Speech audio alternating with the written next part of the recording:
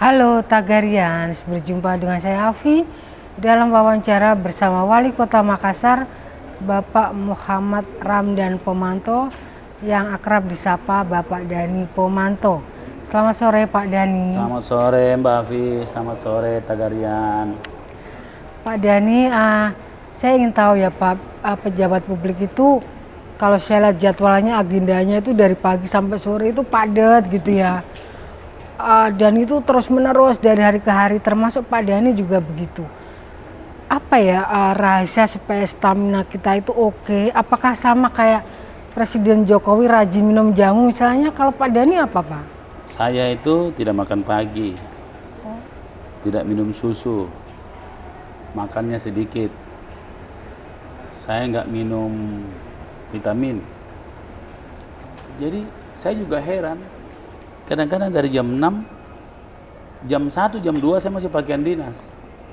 Karena sudah menjadi sebuah konvensi bagi saya bahwa kalau pagi itu urusannya urusan masyarakat dengan pemerintah.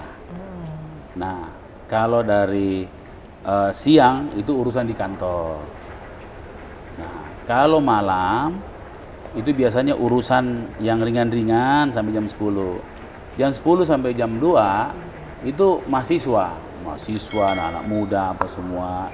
Jadi sudah ada jam-jamnya gitu. Walaupun tidak diatur, tapi sudah seperti itu modelnya. Jadi kalau anak-anak mahasiswa itu datangnya mulai jam 10 malam, kumpul cerita.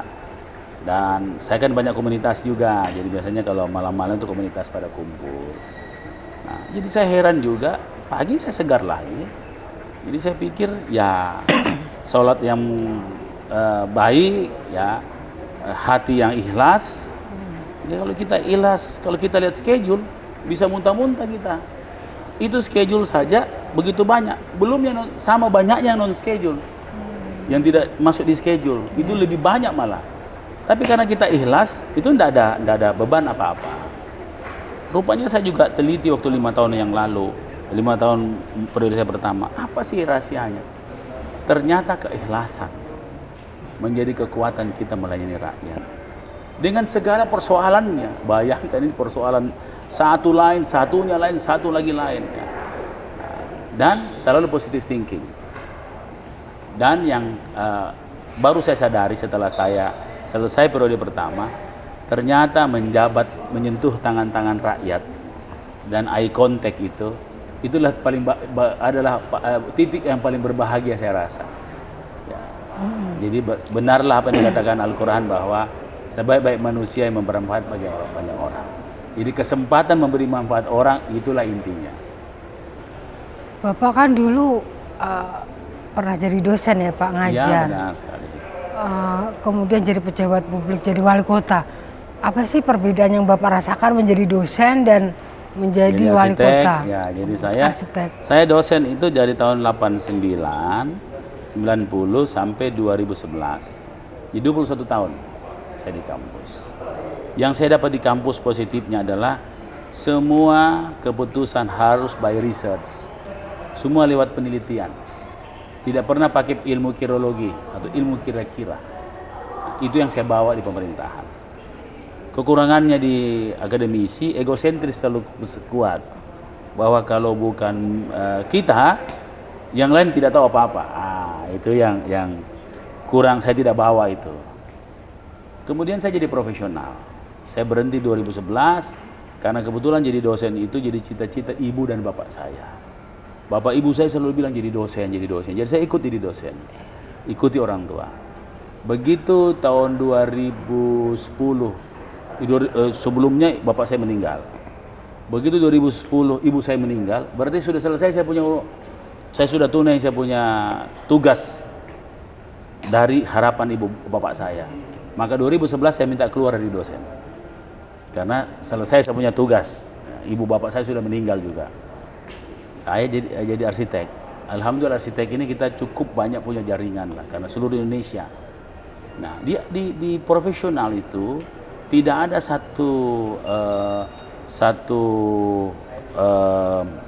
pelaksanaan tanpa perencanaan. Jadi selalu lewat perencanaan. Nah, dan profesional. semua schedule harus diikuti.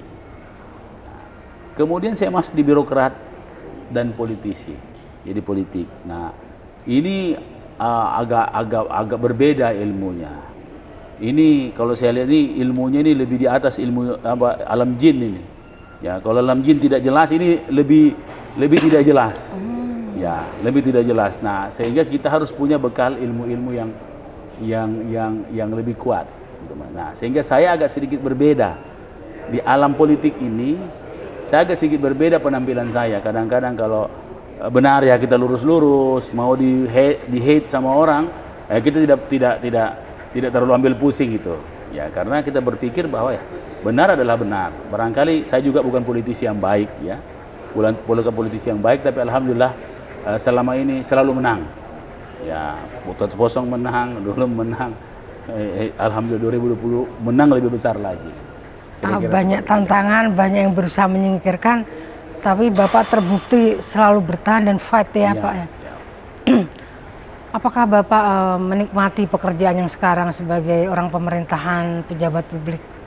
Ya, saya kira kalau menikmati itu tadi, eye contact dengan banyak orang, mata demi mata, menyentuh tangan-tangan orang per orang, itulah hidup yang saya rasakan. Bahwa ada sentuhan-sentuhan kami secara individu, baik sentuhan itu nasihat, apakah itu bantuan, ataukah itu fasilitasi. Saya kira disitulah kenikmatan. Jadi saya merasakan kenikmatan tersendiri sebagai pemerintah lah, kira-kira begitu. Saya juga sudah pernah merasakan sendiri dari tidak jadi pemerintah. Jadi di pemerintah itu kita nikmati saja. Kalau nikmati, insya Allah waktu beban tidak ada beban jadinya. Seberat apapun beban itu jadi ringan karena kita ikhlas. Mungkin Bapak punya panutan ya, tokoh politik entah itu di dunia atau di Indonesia yang Bapak idolakan, menjadi inspirator bagi Bapak. Saya kira kalau untuk Indonesia, saya kira Soekarno-Hatta itu dua contoh yang menarik. Sosok Hatta dan sosok arsitek Soekarno yang sangat progresif dan punya cita-cita melampaui umurnya. Ya, bagaimana sosok Hatta yang sangat profesional dan sangat religius, kemudian selalu dengan hal-hal yang fundamental, harus kekuatan dasar dulu yang kuat, baru kita bisa melangkah ke depan. Nah, sama juga dengan kalau lebih dekat lagi, yang saya kagumi adalah bapak ibu saya. Ibu saya mengajarkan saya bagaimana pentingnya orang lain untuk saya, untuk kita, dan ibu saya mengajarkan bagaimana pentingnya kita untuk orang lain. Dan kalau secara universal, ya Rasulullah. Nah, saya kira itu tiga titik dengan tiga macam atmosfer yang bagi saya menginspirasi saya untuk menjalankan tugas. Iya, oke Pak.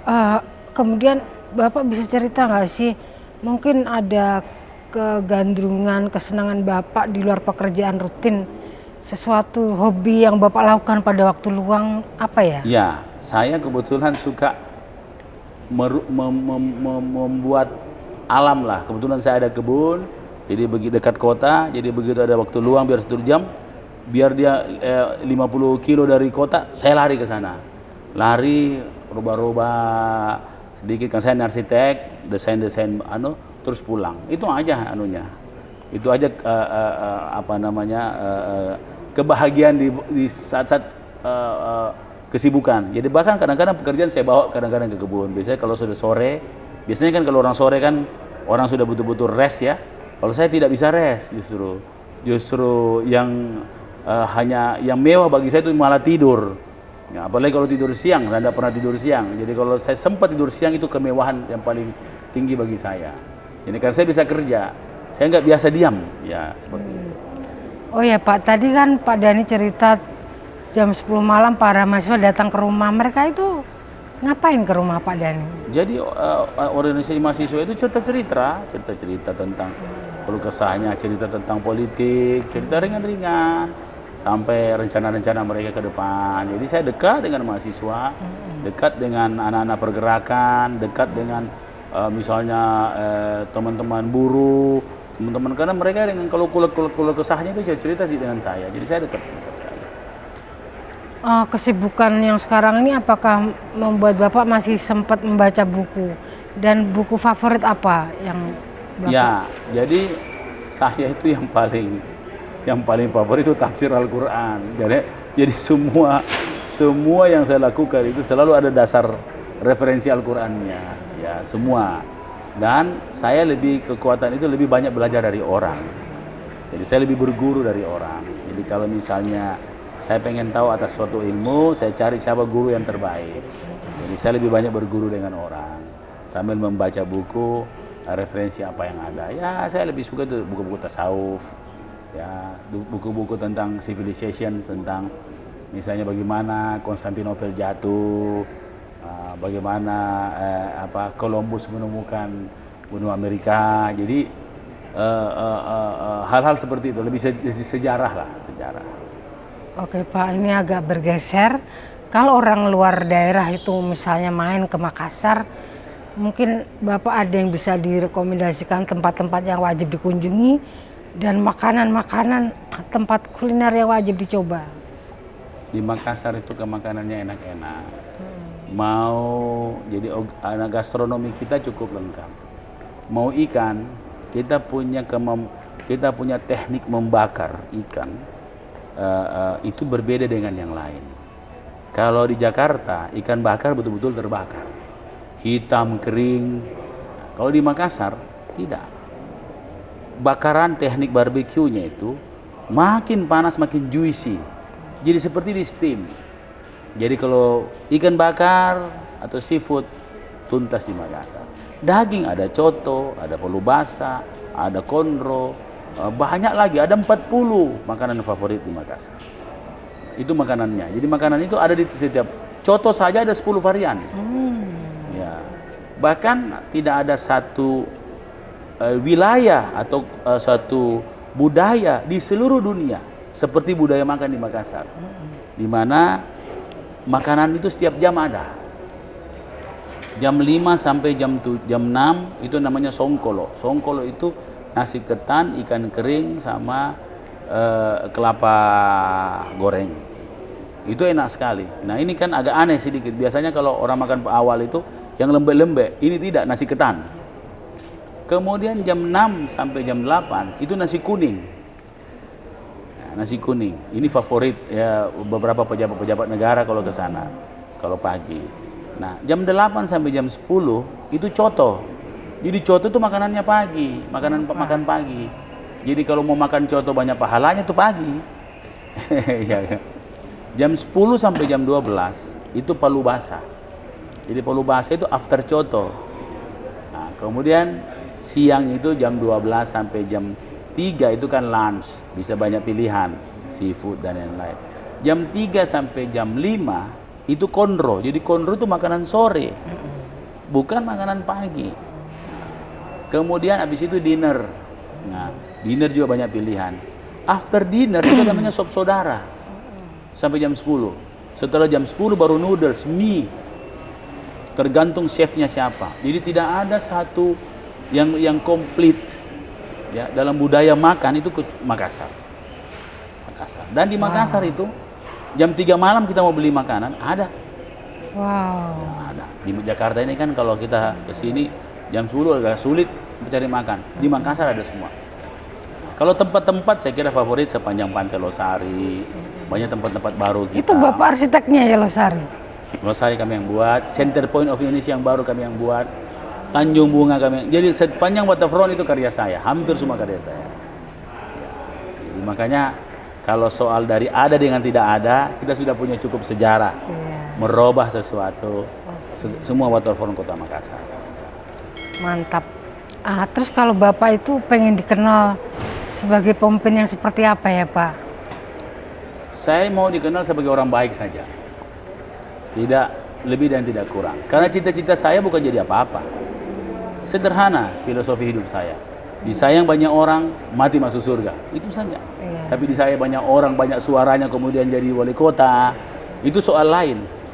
Tapi intinya disayang banyak orang. Oke Pak, pertanyaan terakhir. Mungkin Bapak bisa share bagaimana agar kita itu bahagia dengan pilihan kita, entah itu pekerjaan atau pilihan hidup apapun, kita bahagia menjalaninya, wajah kita tampak bahagia. Apa mungkin? Pertama, positive thinking. Positif. Positive thinking. Kedua, kalau kita mau unggul, selalu harus punya kemampuan adaptasi. Adaptasi dan mitigasi lah. Sekarang yang populer ini adaptasi dan mitigasi. Artinya, kita harus menyesuaikan dengan keadaan. Bukan berubah-berubah, bukan. Lain itu berubah-berubah, itu bunglon namanya. Tidak ada ideologi. Tapi kita mampu beradaptasi, mampu menyesuaikan dengan perubahan. Dan yang ketiga, terus memperbanyak networking, silaturahim. Kalau kita memperbanyak networking, memperbanyak teman, memperbanyak silaturahim, berarti kan kita punya kemampuan komunikasi yang baik, pendekatan, share and care harus berjalan, dan banyak hal. Jadi saya tiga aja.